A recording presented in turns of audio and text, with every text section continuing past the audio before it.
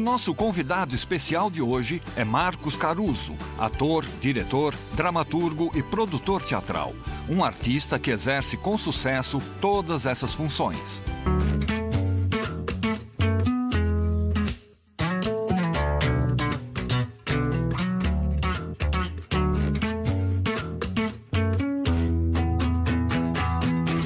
A entrevista será conduzida por duas companheiras de palco do Caruso.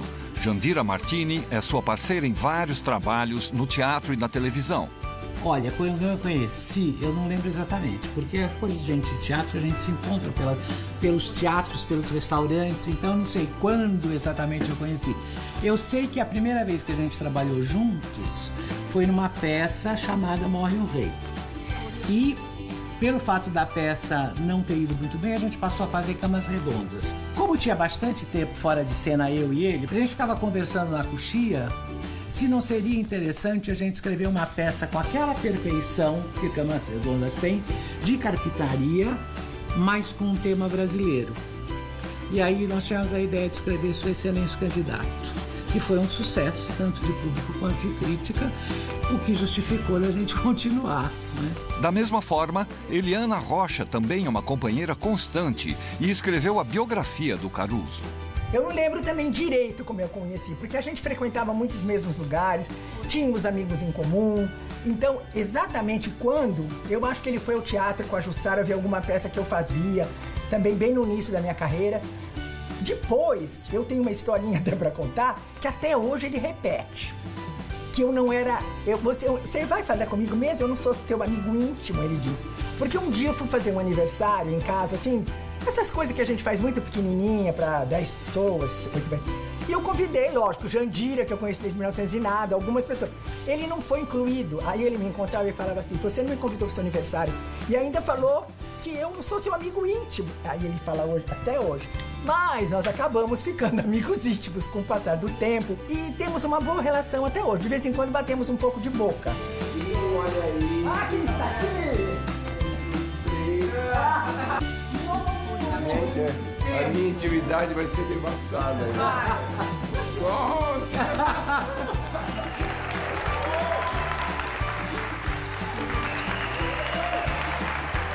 Marcos Caruso.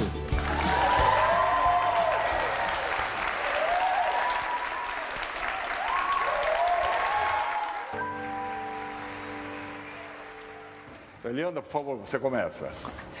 Caruso, vou começar perguntando... Vamos longe, né? Vamos para trás, né? Eu lembro que você já conversou comigo tudo, que na sua infância você ia muito para o Rio de Janeiro, porque você tinha uma avó no Rio de Janeiro. Isso. Então, até a gente comentou, puxa, parece que a ponte aérea começou cedo para você. Você ia muito nas férias e tal. Então, eu queria que você falasse um pouco dessa infância e de se teve o teatro já nessa infância, se ele apareceu de alguma forma. Eu fiquei muito entre São Paulo e Rio porque minha mãe faleceu quando eu tinha 10 dias e a família toda da minha mãe era do Rio de Janeiro, a família do meu pai era de São Paulo. Então, eu ia nas férias, até chegar o primeiro ano primário, eu ia muito ao Rio e tal. Mas a partir do primeiro ano, quando eu tinha 6, 7 anos, eu ia nas férias, eram férias de julho e dezembro, janeiro e fevereiro. Então, eu passava praticamente 4 meses no Rio, e aí tinha também Semana da Pátria, feriados, enfim, Páscoa, eu ia muito para o Rio. Mas a partir dos 7 anos de idade, minha avó era costureira, e ela tinha um ateliê dentro de ateliê. A sala da casa dela era onde ela fazia costurava, a mesa da sala de jantar onde ela cortava, era uma casa simples, e eu ganhei um bonequinho de fantoche. Não me lembro de quem, que eu tenho até hoje. E aí eu me entusiasmei com aquilo. Me chamou a atenção e a partir desse fantoche eu comecei a imitar a minha avó costurando, porque ela sempre dizia, coloca a linha na agulha para mim que eu não estou enxergando, bota o retrós, né? Enrola o retrós para a vovó. E eu ia ali, ia vendo ela cortar, e os retalhos iam caindo, e aqueles retalhos no chão eu resolvi pegar, não sei porquê, e comecei a fazer outros bonecos iguais àquele primeiro que eu tinha ganho. E a partir dali eu fiz uma série de bonequinhos de fantoche, botei uma toalha na mesa, da antessala, que seria da prova de roupa, e as freguesas que estavam esperando a prova de roupa ficavam se divertindo comigo atrás. fazendo teatrinho, e ali naturalmente deve ter surgido o ator, o diretor, o cenógrafo, o figurinista, o autor, porque sei lá o que eu fazia, que histórias eu contava. E a partir daí foi isso, quer dizer, a minha vida foi... E onde mais você andou criando personagens? Você não trabalhou uma época na Biblioteca Maria de Andrade? Não. Monteiro Lobato. Monteiro Lobato, trabalhei. Porque a partir dos 8, eu fui para o ginásio e já por conta da minha tia-avó no Rio de Janeiro, que me levava em teatros, eu comecei a achar que aquilo era o meu mundo.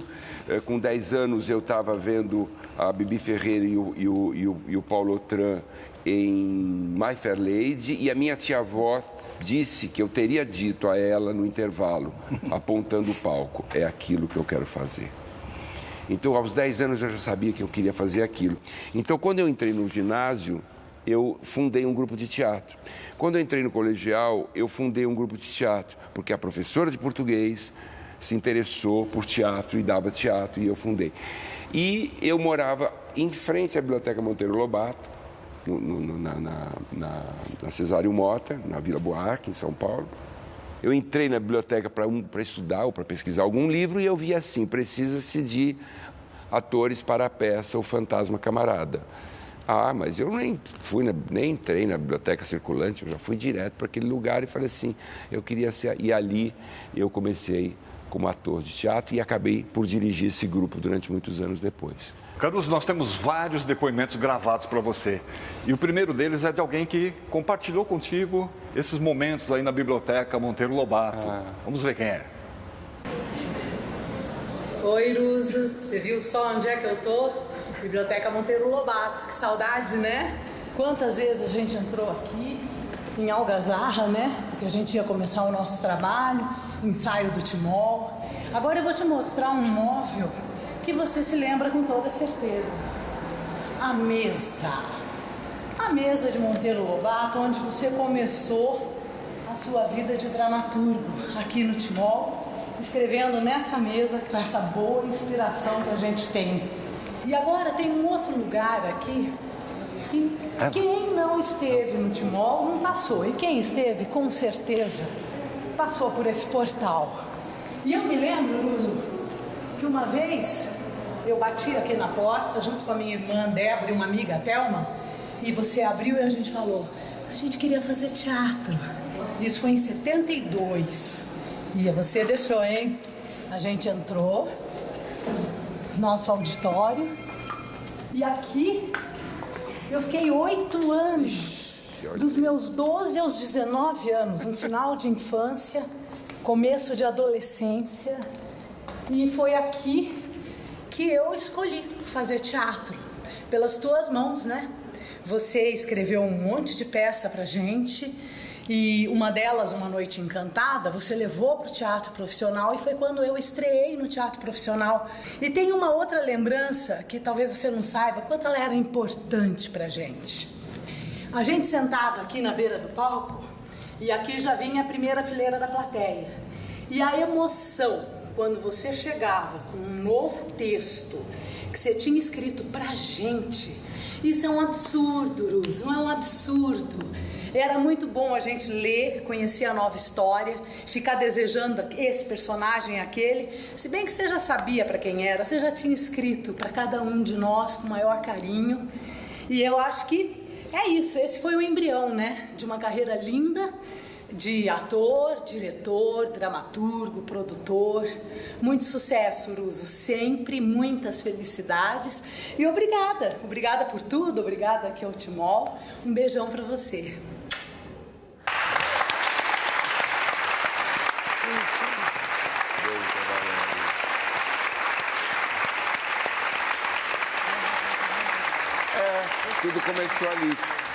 Tudo começou ali mesmo, ali começou tudo, o ator, o autor, o diretor. Você não queria muito ser advogado, né? Como é que você foi parar na faculdade de Direito do Largo São Francisco? Porque na época a profissão de ator não era regulamentada. Isso foi em 1973, a regulamentação da profissão só aconteceu em 78, e meu pai, muito preocupado com o meu futuro, disse que a profissão de artista era uma profissão instável, e continua sendo até hoje, bastante instável. E aí eu entrei na faculdade de Direito, passei na São Francisco, faculdade mais importante naquele momento.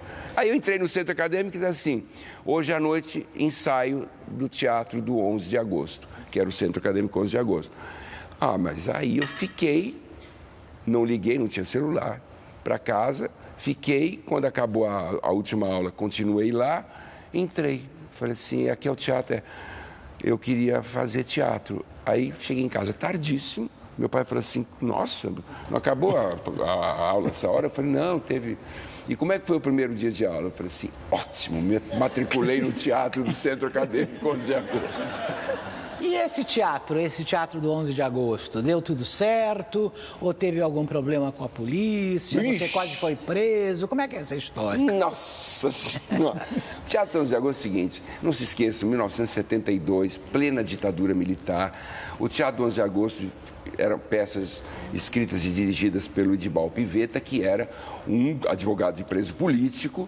Na época de ser advogado de preso político, é quase uma sentença de morte, né?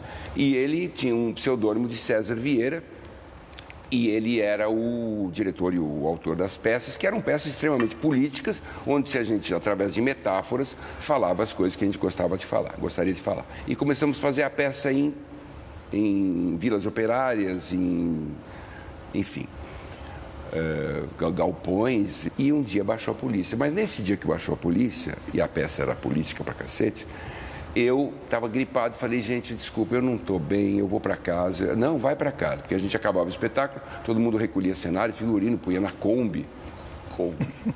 E aí eu fui para casa.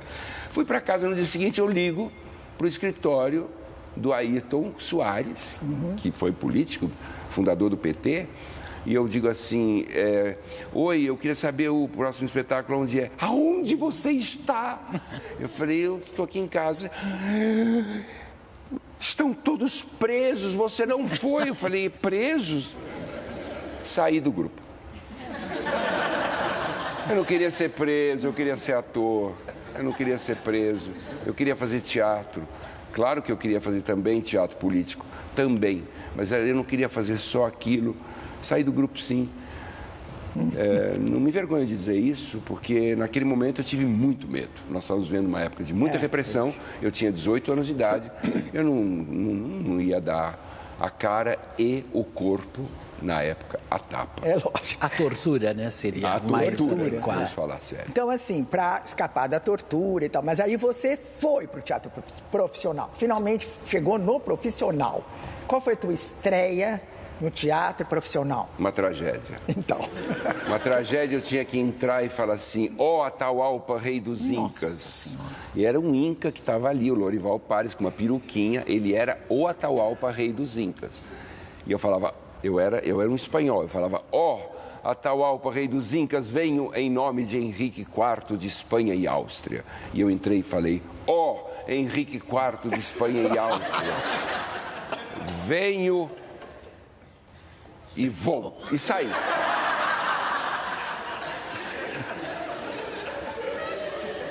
Fui embora. Era uma peça chamada O Carrasco do Sol, do Peter Schaffer, dirigido pela Madalena Nicol, no Teatro Anchieta, foi a minha estreia. Terrível. Um dos atores dessa peça mandou uma mensagem para você. Vamos ver quem é. Caruso querido, é uma honra ser teu amigo.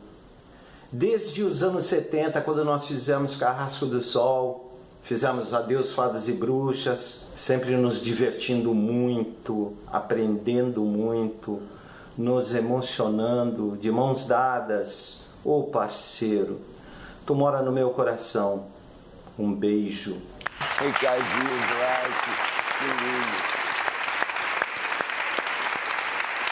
Delícia, Ricardo, maravilhoso, ator maravilhoso. Ricardo fez peças muito importantes no teatro brasileiro, muito.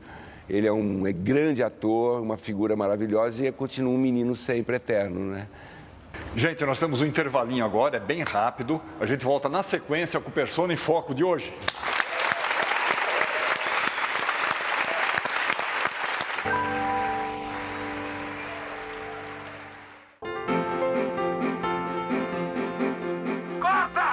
magia que acontece na ponta do lápis. E é isso que a animação faz. Eu ia pegar uma coisa que existe só na imaginação e transformar em alguma coisa que todas as outras pessoas possam ver e se divertir com isso. Luz anima ação. A história da animação no Brasil. Nós sabemos fazer. Temos pessoal capaz de fazer no Brasil filmes tão bons quanto as animações do exterior. Quarta, 00:15 e domingo, 10 da noite. No Cultura Mundo.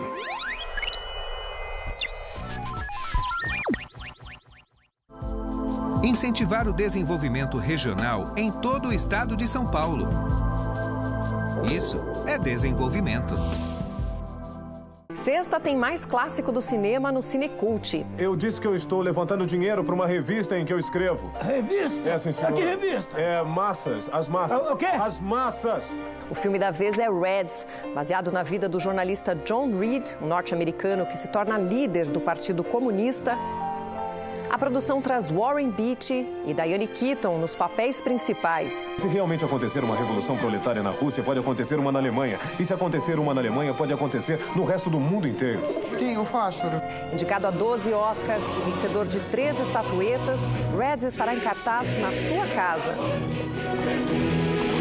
Nesta sexta, logo após o Metrópolis, no Cinecult.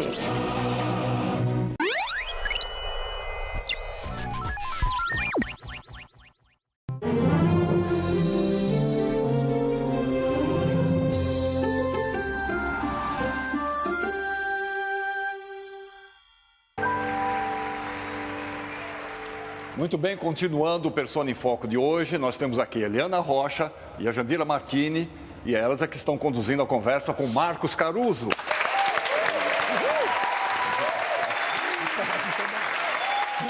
Caruso, foi essa sua simpatia pela comédia que te levou a fazer um teste para fazer Tome Conta de Amélie? Não foi minha simpatia, foi o meu físico mesmo, que eu sou comprido, alto, magro, e era muito mais magro, mais alto não era, porque a gente vai ficando mais velho e vai diminuindo, mas eu era muito mais magro, e aí eu só podia fazer personagens engraçados, né? Quer dizer, uma tripa, né? Eu era uma tripa. E aí nós entramos no teste, era de 2 em 2. Estava o Sandro Poloni, marido da Maria de la Costa, produtor do espetáculo na plateia, e o Antunes Filho. Mais 2 iam, mais 2, uma fila de 400 pessoas do lado de fora do Teatro Maria de la Costa. Mais 2 era eu e um cara que eu não sabia quem era, chamado Wilton Hev. Entramos, sobe lá os dois. Subimos no palco, aí o Antunes diz assim, riam! Aí o Wilton, maravilhoso, e eu fazia assim. Eu não vinha. Porque eu não sabia o que era para... E ele fazia assim, ria. Ele mandava eu rir e rindo mandava eu rir. E quanto mais ele mandava eu rir, eu fazia assim. E o Antunes no ri comprido era eu. Ri comprido, eu. E não vinha. Eu peguei nele, assim, para ver se ajudava, porque ele ria muito, e fiz assim, e dei uma dentada aqui. Dentei a testa do Wilton. E ele fazia assim,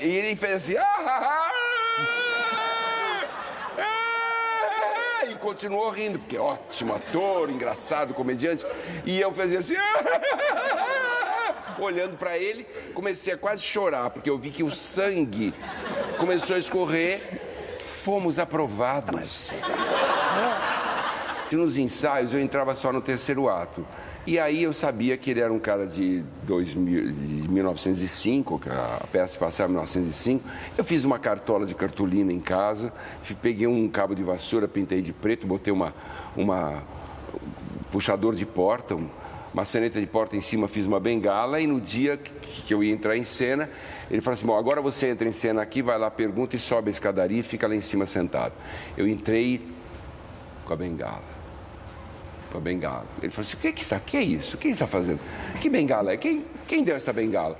Eu falei, não, eu fiz. Você faz bengalas? Eu falei, não, eu fiz a bengala. E esse chapéu, o que é isso? É uma cartola? Eu falei, eu fiz em casa. Ele faz cartolas. Ele faz bengalas, ele faz cartolas? Eu falei, não é que não, meu filho, não tem que ter bengala. Quem falou que vai ter bengala é quem fala que tem bengala, é o figurinista, é o aderecista, se tem cartola, não tem cartola. Tira a bengala, tira a cartola, entra. Aí eu entrei bem devagarinho, ele falou, não, entra, meu filho, entra e pergunta. Aí eu entrei um pouco mais rápido e falei, olha, corta. Quando abrir o pano, você já está lá em cima. Eu falei, mas não tem mais, quando abrir o pano você já está lá em cima. O Antunes é danado e ele sabia que quando abrisse o pano e ficasse no terceiro degrau da escada, uma pessoa comprida, com uma bengala que teve e uma cartola, a plateia ia rir. Obviamente era melhor do que eu entrasse e perguntasse, que a pergunta não tinha a menor importância. O Johnny Herbert olhava para a plateia e falava, não é a plateia do casamento dele. E eu estava lá em cima. E eu levantava e dizia assim, é Marcel. Só isso que eu falava. A peça tinha 2h30, eu só falava isso. É Marcel. Aí no ensaio, o John Herbert olhou para a plateia e falou, não é? Eu falei, é Marcel. O Antunes falou, Marcel? Marcel? Você está na França, meu filho? É Marcel. Marcel. Eu falei, não, tudo bem não, só fala é. Cortou o Marcel. Eu fiquei 3 meses falando Mais um depoimento agora é de alguém dessa peça que você passou o tempo todo falando Caruso, meu querido Caruso, que bom estar aqui nessa justa homenagem a você. Caruso, a gente já viveu muita coisa juntos, né? Ultimamente a gente não tem trabalhado mais, mas lá no início das nossas vidas tivemos a oportunidade de estarmos juntos em algumas ocasiões, tanto na Amélie, Tome Conta da Amélie com a Maria de la Costa, quanto no Adeus Fadas e Bruxas. Éramos jovens atores e de repente, passado tantos anos, eu vejo você transformado num dos atores mais importantes do nosso Brasil. Você é alegre, você é generoso, você é inteligente, você é antenado com o seu tempo. E aqui no Rio de Janeiro, nós temos um grupo grande chamado Mova, onde vários atores lutam por questões referentes à sua profissão. E o Caruso, generosamente, é chamado de o membro. Todos nós somos membros, mas o Caruso é o membro, com todas as implicações que esta palavra pode ter. Caruso, o Brasil te ama e eu junto com o Brasil também te amo, tá bom, meu querido? Bom programa aí para vocês.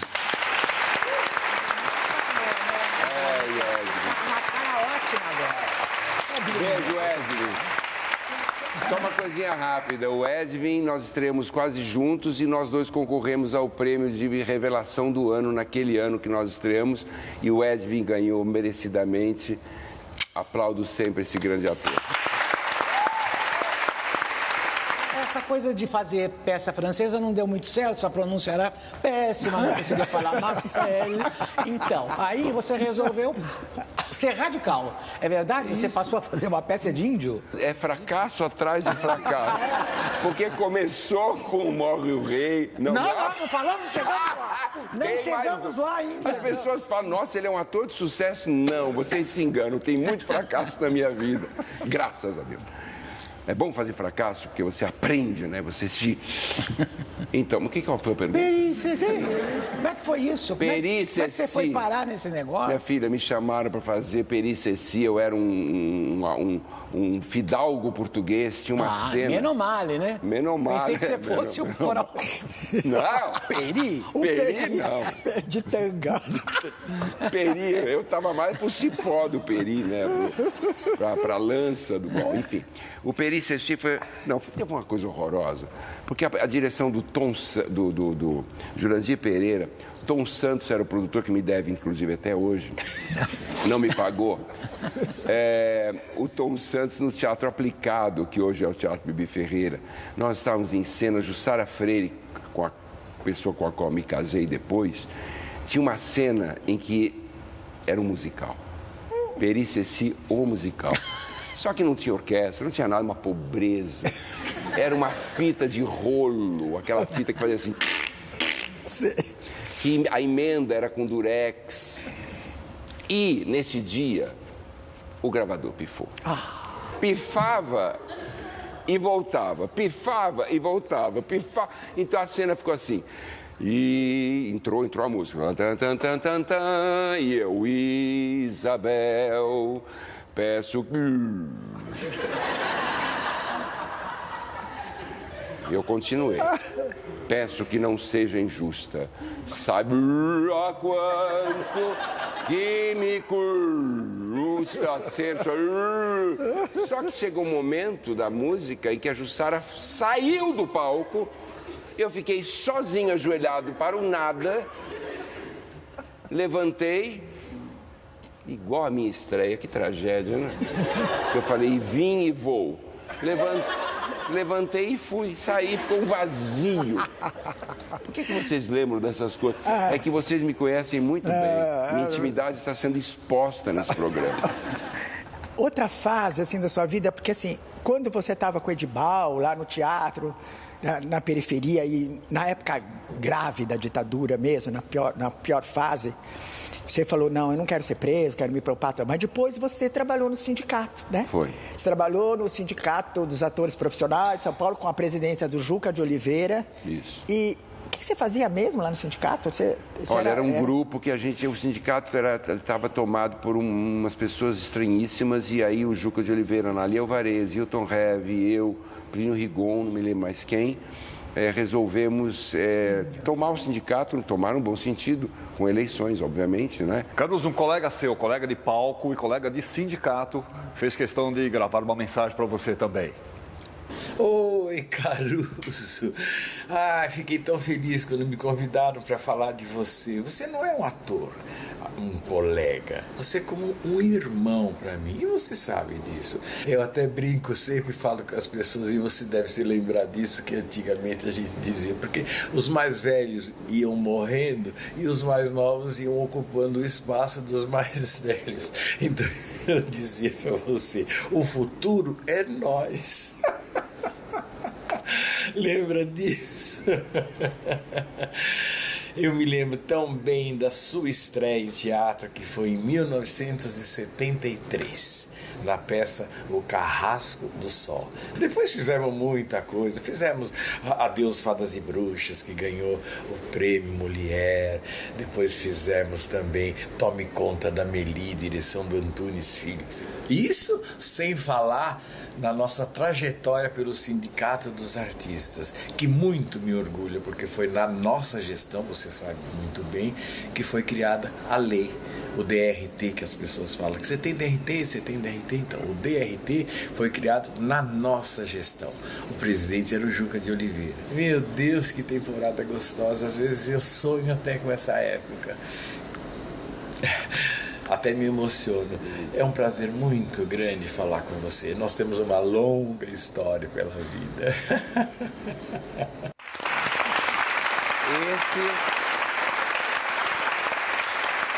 Esse é o da dentada. Foi ele que eu mordi e rapidinho. Isso que ele falou aconteceu aqui na TV Cultura. Nós estávamos fazendo teste, era uma fila interminável de atores para fazer teste, não me lembro para quê. E ele estava do meu lado, e eu vejo a Anissete Bruno e o Paulo Goulart passando ali, aqui na TV Cultura, nos Jardins, indo para uma gravação. Eu falei para ele, cutuquei e falei, olha lá, Anissete Bruno e o Paulo Goulart. Ele olhou para mim e falou, o futuro é nós, bem.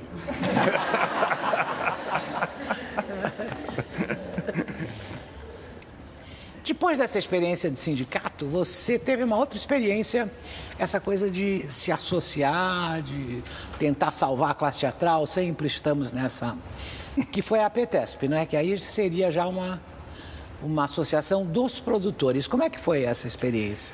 Nós fizemos uma chapa para concorrer às eleições, com a Analia Alvarez, que está sempre na minha vida, Sérgio Dantino, e uma Sônia Guedes, e uma turma maravilhosa, e fomos eleitos. E a APTESP tinha o Teatro Maria Della Costa, e depois acabou comprando o Teatro Ruth Escobar. E nós saneamos a entidade, o Sérgio Nantino saiu e quiseram que eu me tornasse presidente. Eu falei, eu só me torno presidente se eu conseguir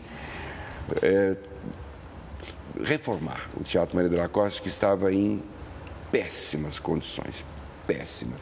E aí não só eu, como toda a nossa equipe e gestão, conseguimos dinheiro público do governo federal, estadual e municipal e a ajuda do Antônio Hermílio de Moraes, que na época eu estava dirigindo uma peça dele.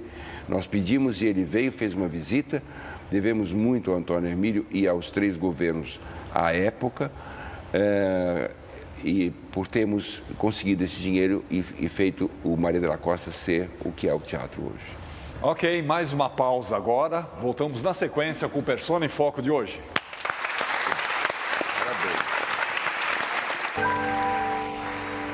Voltamos com o Persona em Foco. Hoje nós temos aqui a Jandira Martini, Eliana Rocha, conversando com Marcos Caruso. Obrigado.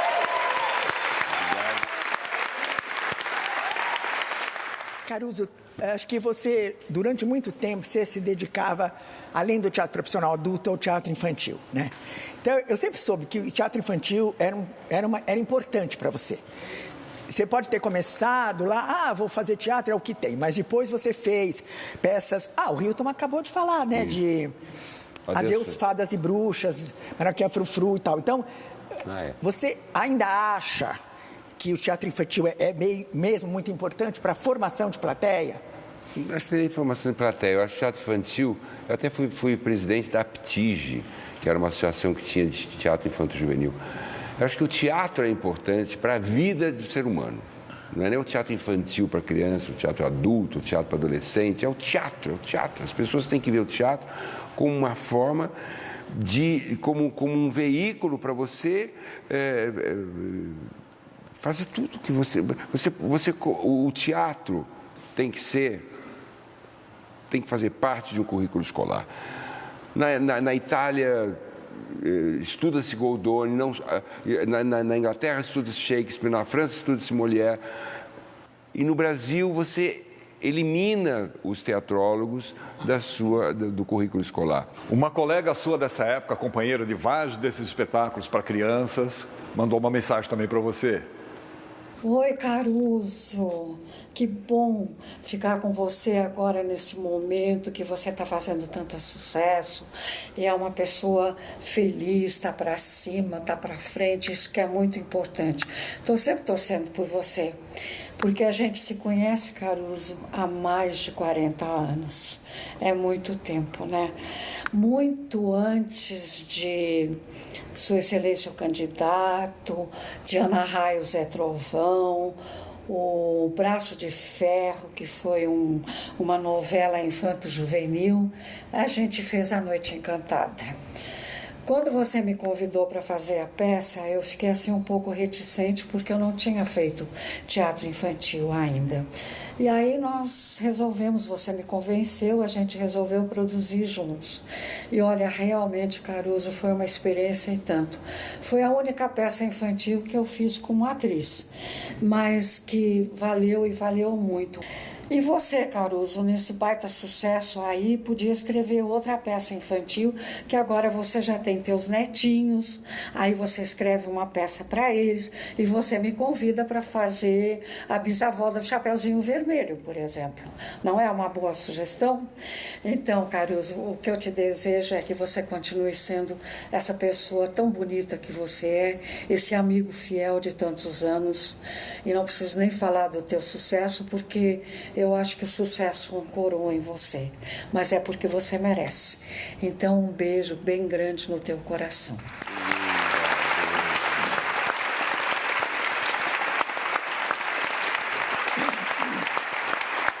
Beijo, Beth, linda. Eu digo que eu tenho 3 grandes amigas na minha vida, que são Elizabeth Hartmann e essas 2 moças que estão aqui ao lado. Jandira Martini e Eliana.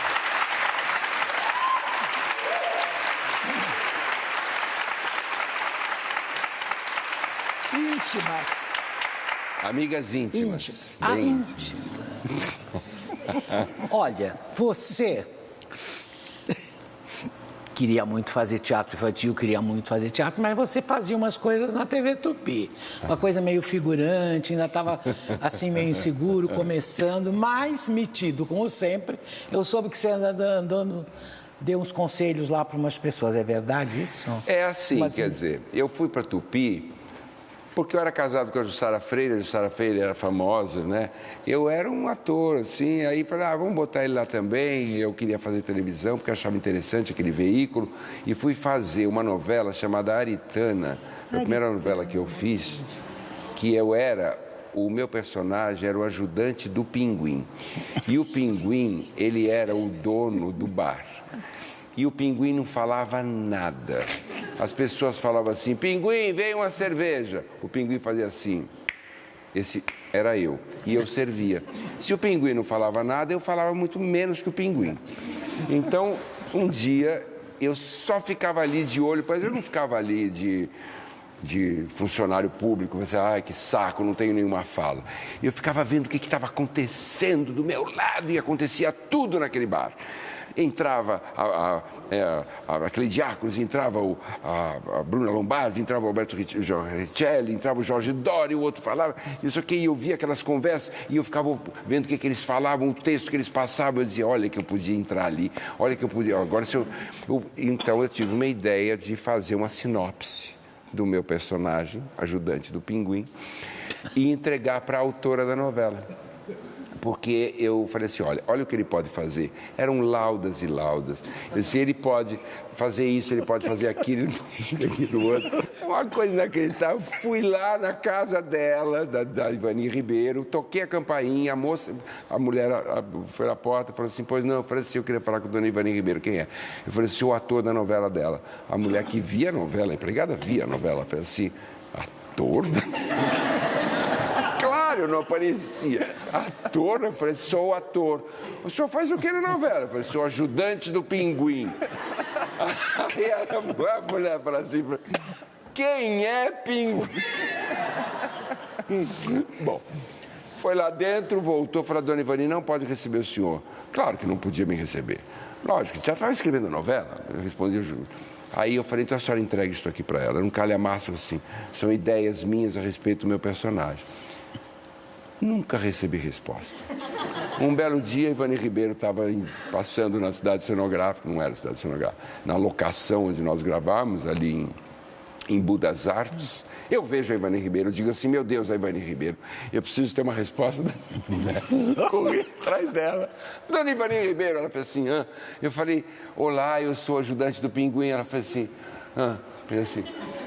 Para quem estava do lado, quem é essa pessoa, pelo amor de Deus? Aí eu falei assim, não, ele é o ator que fica no bar. Eu falei assim, então, eu fico no bar e eu entreguei para a senhora um envelope. Ela disse assim, eu sei quem é você. Meu querido, o dia que você... Ela não foi antipática, não. O dia que você escrever a sua novela, você usa tudo aquilo que você... Mal sabia ela, porque depois ela faleceu e não soube que eu escrevi uma novela. Mas você acabou escrevendo. Mas... Agora, depois que... Nós estamos falando de Tupi, né? Quando a Tupi faliu, né? Tem outra palavra? Faliu. Fechou. A Jussara trabalhava lá, tinha um bom contrato, você trabalhava lá. E, de repente, vocês ficaram sem trabalho. Foi. Né? E foi uma época super difícil, né, Caruso? Porque... Eu lembro, assim, que vocês primeiro viajaram com teatro e tudo, mas estava numa fase que era... Eu lembro que no livro, você fala que era uma época de miserê. Então, assim, tudo era mais contadinho. Você trabalhava aqui, trabalhava ali, até artesanato, tudo vocês fizeram. Mas o que virou? Qual foi o que você achou, pelo menos, que seria a virada? Sempre o teatro. A virada sempre é a necessidade. Quando você precisa de alguma coisa muito, você dá uma virada, eu acho. Tem gente que não, tem gente que vai para o fundo do poço. Né? Vira para baixo, né? É uma virada. Mas você teve uma ideia. A minha virada foi para cima, eu tive uma ideia, 4 meses sem emprego. Eu levantei cedo, fui para a Rua Direita, entrei, porque era um amigo de uma amiga que eu sabia que tinha uma loja de máquinas de escrever. Fui lá, comprei uma Olivetti, por 3 prestações de 50 mil cruzeiros, acho que era mais ou menos isso. Cheguei em casa, a Jussara falou assim, onde você foi?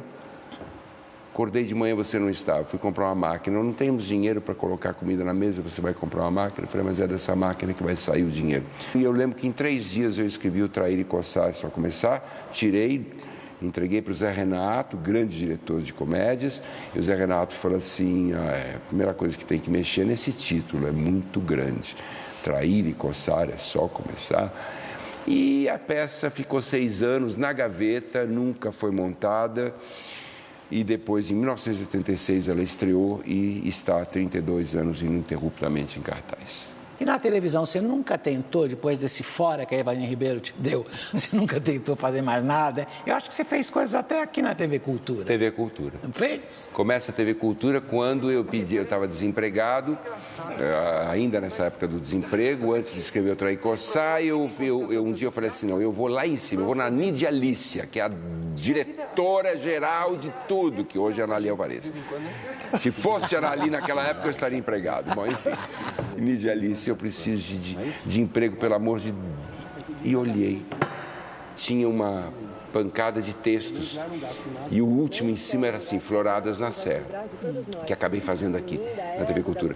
E eu falei assim, eu preciso de emprego como ator ou como autor.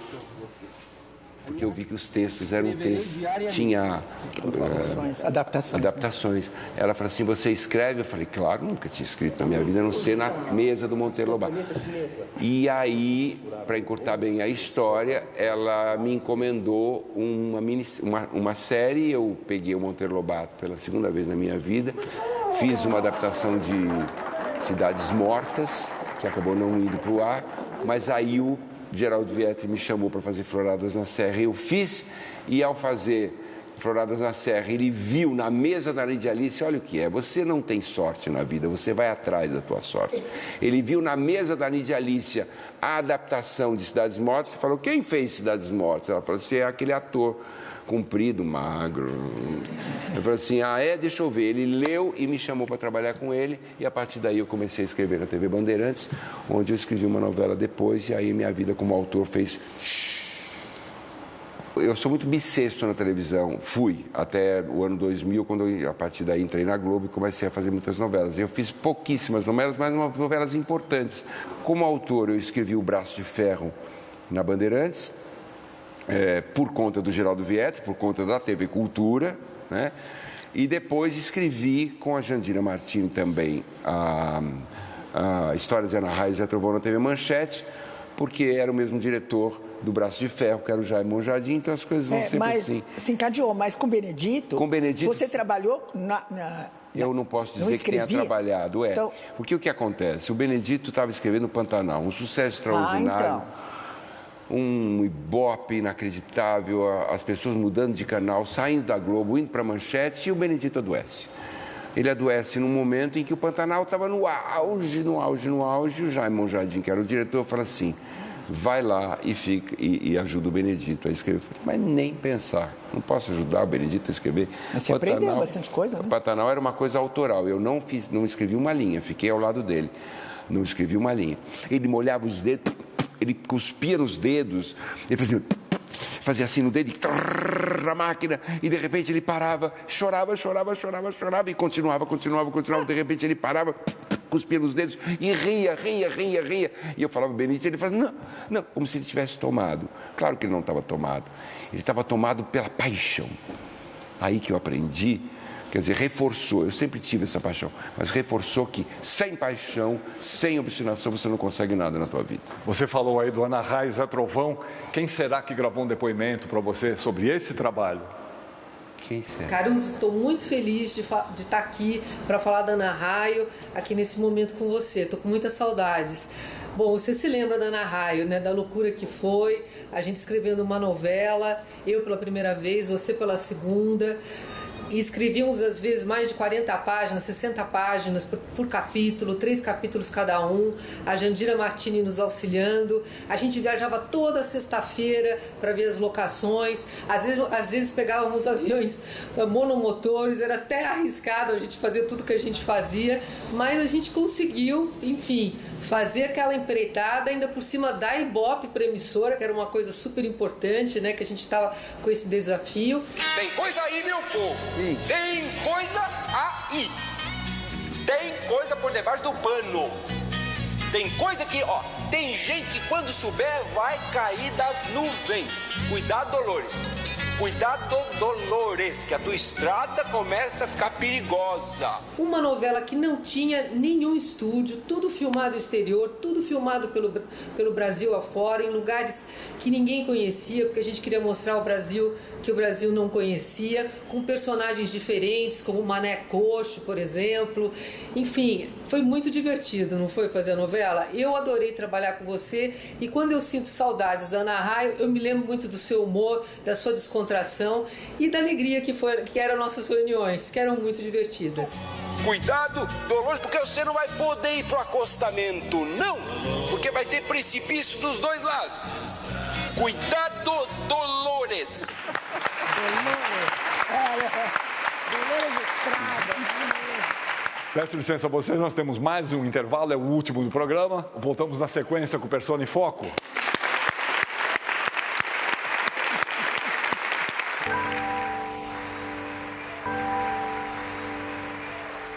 Pronto, este é o último bloco do Persona em Foco de hoje. Ainda várias perguntas a serem feitas pela Eliana Rocha e pela Jandira Martini para Marcos Caruso.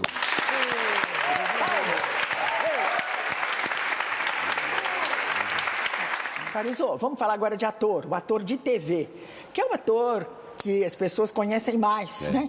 Porque pega o Brasil inteiro, nem sempre a gente pode viajar pelo Brasil com as peças, embora sucesso em Portugal, né? Com essa peça atual que você está fazendo. Então, você começou numa série, né? Você começou num papel pequeno também na TV. E depois você fez novelas importantes, Mulheres Apaixonadas, Avenida Brasil. E aí você ficou famoso, né? Então, e você aceitou bem essa reação do público na rua, de ser conhecido em todo lugar? Olha, é assim, o ator precisa ser um observador. O ator tem que olhar para as pessoas e observá-las, porque isso serve de água para dentro desse filtro que somos nós, que na hora que você abre a torneira, você põe um copo e a água tem que sair filtrada. Então, quanto mais observador eu for, mais água eu tenho dentro do meu filtro. Quando você fica famoso, você de observador passa a observado. Então, você vai olhar uma pessoa, a pessoa está te olhando, você deixa de olhar aquela pessoa. Então, isso é muito ruim. Eu sou uma pessoa que não me fecho nos carros, nos vidros, eu vou para o metrô, eu vou para a van, eu ando de van no Rio, eu ando de ônibus, eu ando de bicicleta, eu ando a pé, eu vou na feira e eu vou. Então isso aí que é justamente para quebrar um pouco isso, porque senão fica aquela pessoa que não existe, pessoa que vive num mundo, numa redoma e que não existe. Então isso me incomoda, por um lado. Por outro lado, eu sei que eu tenho que ser... faz parte, são os ossos do ofício, faz parte da minha profissão receber e ser agradável com as pessoas, menos com aquelas que te dão uma porrada no ombro e falam, e aí calma, vamos com, né? Ou aquela que vem na tua frente, tira uma foto e vai embora, eu pego no braço da pessoa e falo, eu não sou uma estátua, olá, boa tarde, como vai, tudo bem, né? Eu tenho que ser agradável às pessoas, então eu tenho essas duas coisas, eu acho legal que as pessoas venham e falem do meu trabalho, porque sempre é positivo e é estimulante e me torna mais responsável, mas, por outro lado, é uma coisa que muitas vezes incomoda, porque você não pode mais observar as pessoas. Nós temos um depoimento aqui de uma atriz com quem você trabalhou, contracenou com ela na novela Mulheres Apaixonadas, com um trabalho marcante. Vamos ver o que ela lhe diz. Oi, Caruso, tudo bem? Bom, tô aqui para falar que eu adoro o programa e é muito bom, sempre é bom poder falar de você. Falar que a gente viveu um grande momento assim nas nossas carreiras, né? Com certeza foi fazer Mulheres Apaixonadas. Eu como Doris e você como Carlão. E eu acho que a gente jamais vai esquecer, né? O dia que a gente foi gravar a grande cena esperada, o dia em que o pai ia dar uma lição na filha.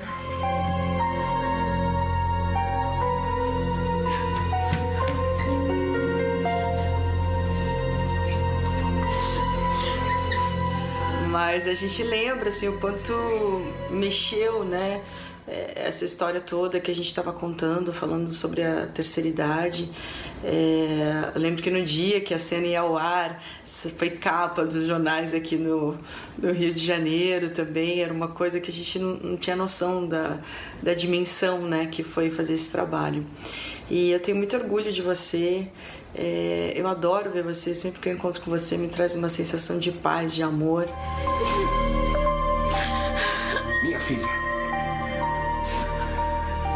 Esta é minha filha. E este é o resultado de uma péssima educação. Ainda bem que ele tancou a menina. Tadinha. Eu dei 12 cintadas nela. E o cinto era de verdade, porque nós tínhamos feito uma cena com o cinto cenográfico e o cinto cenográfico fazia assim, né? Então tivemos que refazer a cena e claro que eu não dava a cintada na perna, eu dava ao lado da perna, para a câmera não pegar. E eu dei 11 e a 12ª pegou nela. Ai, que coisa horrível. Tadinha, ficou uma marca, mas adoro a Regiane. Teve um ano que eu acho que teve alguma coisa incrível que você fez. Honra, você fez Histórias Roubadas. Direção. Um você trabalhou como ator, outro você trabalhou como diretor e outro você dirigiu. Eliana, eu acho que é assim, a nossa profissão, nós estamos aqui, somos 3 atores, a nossa profissão nos permite um leque de opções de possibilidades muito grande, né? Eu quero fazer tudo, eu quero entender de tudo, mas eu quero varrer o palco, eu quero subir na escada para apertar o refletor, eu quero entender a minha profissão, a minha arte, em tudo que ela puder me dar. Ter um figurino rasgado, a costureira, não, me dá aqui, eu costuro. Então eu me tornei autor, eu me tornei diretor, eu me tornei ator pela vocação. Caruso, uma atriz de um desses trabalhos que vocês mencionaram aí também mandou uma mensagem para você. Ela é um ídolo nacional. Caruso, querido, quanto tempo faz que a gente se aproximou? Porque eu já te conhecia de Trair e Coçar, a peça que hoje está há 20 anos em cartaz, mais de 20 anos em cartaz, do enorme sucesso que você sempre fez como ator de teatro, de tudo que você fez como autor, diretor, produtor, homem de teatro, pra valer. Aí um dia a gente se encontra num camarim e falei assim, gente, ele é alto, ele é chique, ele parece um intelectual. É tudo de bom para fazer o papel que eu tô precisando nessa produção que eu vou fazer agora. Era Honra, da Joanna Murray Smith, uma peça que nós ficamos 4 anos em cartaz, fomos para Portugal, muito sucesso aqui no Brasil. Gente, lotamos aquele teatro de 1000 lugares durante 4 meses, que loucura. Honra foi assim, uma coisa impressionante. Ela tem metade da sua idade. Ela tem idade suficiente para amar e para ser amada. Eu amo o Guilherme. Você ama o que ele faz você sentir. O Guilherme tem o direito de ser feliz. Não se pode mandar no sentimento. Você olha no espelho, pai. Regina. A gente estava falando essa coisa do galã, de não se acreditar, eu nunca acreditei. E aí, de repente, a namoradinha do Brasil me convida para ser marido dela. Quer dizer, isso é a glória, né? Chega uma hora e fala assim, gente, mas como? Agora eu vou falar da parceria. A parceria, vocês dois, parceiros, autores. Parceria Tem alguma coisa especial nisso? Por que deu certo essa parceria? Deu certo porque eu não tenho dúvida, nós temos o mesmo humor, em primeiro lugar. Eu acho que você só é amigo, só casa, também descasa, porque não é, mas enfim. Você só se dá com alguém que tem o mesmo tipo de humor que você.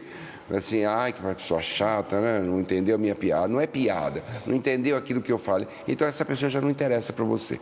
Eu acho que o humor é que une as pessoas, o bom humor, né? Então a Jandira e eu temos o mesmo tipo de humor. nós temos o mesmo tipo de visão do mundo, nós queremos falar sobre as mesmas coisas, cada um a seu modo, né? Eu de uma forma intempestiva, né, correndo que nem um desesperado, e ela escrevendo a lápis e apagando com a borracha, com toda a calma do mundo, que me deixa extremamente irritado. Ela é insuportavelmente calma e centrada. Eu sou irremediavelmente destemperado e dispersivo e ansioso. Então, acho que também por isso que dá. Temos o mesmo humor, queremos falar sobre as mesmas coisas e nos completamos de uma certa forma. Eu boto um pouco de fogo nela e ela me bota um pouco no chão. Vamos falar de escolhas. Vamos, escolhas. Escolhas, que agora a sua sua mais recente escolha, que é essa peça que você está fazendo, que é o Escândalo de Philippe Dussart, né? Fala um pouco dessa sua escolha, porque você escolheu esse espetáculo. Não, você? Eu fui escolhido pelo público pela primeira vez na minha vida. Normalmente nós somos escolhidos por atores, ou por diretores, ou por produtores para entrar no palco. Dessa vez, 3 senhoras foram a Paris, se entusiasmaram com o texto, trouxeram o texto embaixo do braço, me encontraram por acaso num restaurante e falaram: olha, tem um texto aqui, você não quer fazer? E eu falei: o que é isso? As senhoras... anjos almoçam em restaurantes, aquilo, belisquei as 3 e estou fazendo. Então, o público escolheu, incrível isso acontecer na minha vida. Não acho que seja um monólogo, claro que é, eu estou sozinho em cena, mas eu acho que, eu prefiro dizer que o Escândalo Philippe Dussart é um solo coletivo. Eu estou sozinho, mas eu preciso da plateia, eu recebo as pessoas já no saguão do teatro, a plateia fica meia luz, e eu me comunico com todos, olhando nos olhos de todas as pessoas. Isso facilita muito. O programa está chegando ao fim, que pena. Mas, para encerrar, você é um caso de um profissional extremamente bem-sucedido em todas as áreas em que você atua. Como autor, como ator, como produtor, como diretor. Para as pessoas que estão começando agora, o futuro é eles. O futuro é eles. O futuro é eles. Que breve recado você deixaria para eles? Além de vontade e de sorte, o que é preciso para ser bem-sucedido na carreira? Se você quer ser ator, não acredite em ninguém. No seu pai e na sua mãe, principalmente. Não acredite em ninguém que diga que você tem talento. Acredite em você. Você sabe se você se enganar. Se você sabe, se você disser, eu tenho talento e não tenho. Você sabe que você está mentindo. Se você for um ator. Se você não for um ator, você vai dizer, eu tenho talento, e vai acreditar que tem mesmo não tendo. Mas se você for verdadeiramente um ator, você vai dizer, eu tenho talento só se você realmente tiver. E se você realmente tiver talento, siga esta profissão. Com estudo, assistindo, lendo, vendo, ouvindo, aprendendo com erros e acertos, obstinadamente, porque é uma das profissões mais difíceis que existem, porque ela trabalha com a emoção, trabalha com o imponderável, trabalha com a falta de apoio governamental nos 3 níveis, com a falta de interesse das pessoas, e trabalha com a dificuldade é trabalhar com o não saber, porque não existe escola que te ensine a fazer comédia ou drama. Não existe experiência, e essa experiência só você adquire. Então você vai adquirir com dificuldade, e se você for bom, você poderá vir a ter o seu lugar ao sol, como um dia eu tive. É isso.